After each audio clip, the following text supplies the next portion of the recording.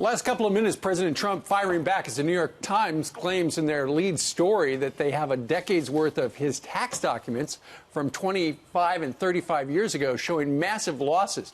He tweeted, real estate developers in the 1980s and 1990s, more than 30 years ago, were entitled to massive write-offs and depreciation, which would, if one was actively building, show losses and tax losses in almost all cases. Much was non-monetary, sometimes considered a tax shelter. He continues, you would get it by building or even buying. You always wanted to show losses for tax purposes. Almost all real estate developers did and often renegotiate with banks. It was sport. Additionally, the very old information put out is a highly inaccurate fake news hit job. All right, joining us now is Newt Gingrich, who I don't think has bought buildings, casinos, or golf courses yet. But I actually thought this was flat out fascinating over the last 10 years. At a time in which sometimes the market crashed, he bought stuff. When things weren't making money yet, he bought out his partners. And a lot of this stuff turned around. But along the way, Newt, you're a big businessman, too, in your own right. You take write-offs to incentivize more risks. Right. So I found this whole thing fascinating. Did the New York Times, in illustrating this, actually hurt their own cause? Well, I mean, first of all, just assume that the New York Times is the mortal enemy of President Trump. It'd be fun, for example, to challenge the owner of the New York Times to release all of his tax returns and find out how many loopholes and shelters the New York Times and the family have taken over the last 30 or 40 or 50 years. It would be fascinating to have Nancy Pelosi release her family tax returns and find out how many different things they've done, because they're pretty rich. And what you'd find is, look, Donald Trump knew he's going to be audited. He was a very serious businessman. He had very good lawyers, very good accountants. But this is actually an argument for the Trump tax cuts. When you lower taxes, there is less reason to have shelters. And when you lower taxes, there's less reason to create losses for tax purposes. So in a very real way, the Trump tax cuts are vindicated by the New York Times story. But every American should ask themselves, how sick do you get when the New York Times and the Washington Post go out of their way day after day after day to find an excuse to attack the President of the United States? This was the headline in the New York Times. Decade in the red, Trump tax figures show over $1 billion in business losses. How much does this really matter, though? I mean, maybe it would have mattered in 2016, but now look at the economy. Is this more of just interesting information, or will it really sway the way people vote?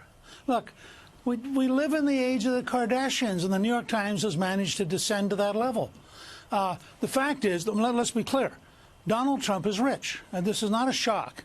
He announced for president at Trump Tower, coming down this giant escalator into this marble room that he built. And it's kind of obvious he's rich. Apparently, he was clever about what he was able to do with the tax code, and in fact, the other taxpayers helped make him rich because he did legally what he was allowed to do. And I repeat what I said a minute ago. I would love to see the Sulzberger family release all of their records, show us all the different tax advantages that their companies have taken over the years. How did they do, for example, when they sold the Boston Globe?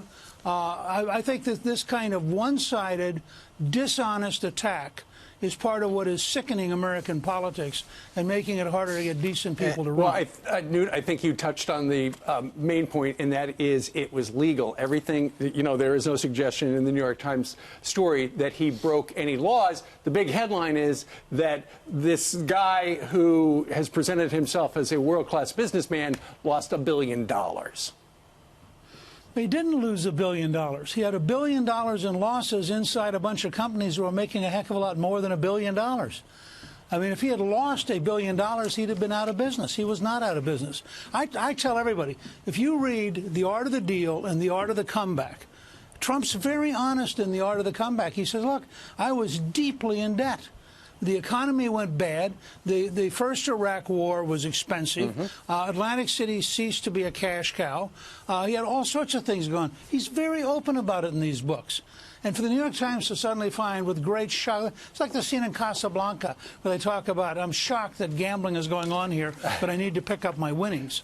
The New York Times, I'll bet you, has used every single shelter that they reported on, and I challenge them to release the New York Times taxes and the Sulzberger family taxes, and they'll never do it. And Newt, I'll tell you what, if I'm China and I'm coming here with a delegation to do a deal with the president, and I read this, when things got tight, he bought out his partners. He doubled down and bought more things. He is a fearless negotiator who came out on top. He was playing the long game. And if China's coming to town and wants to read this and feel as though they can beat this guy, good luck, dig in. All right.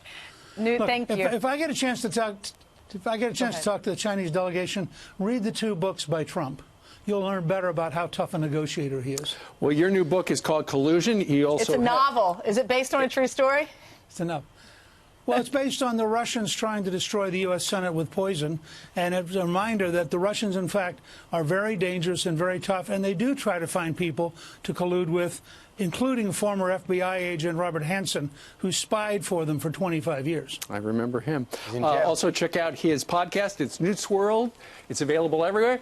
Newt Gingrich, thank you very much. Thank you, Newt. Great to be with you.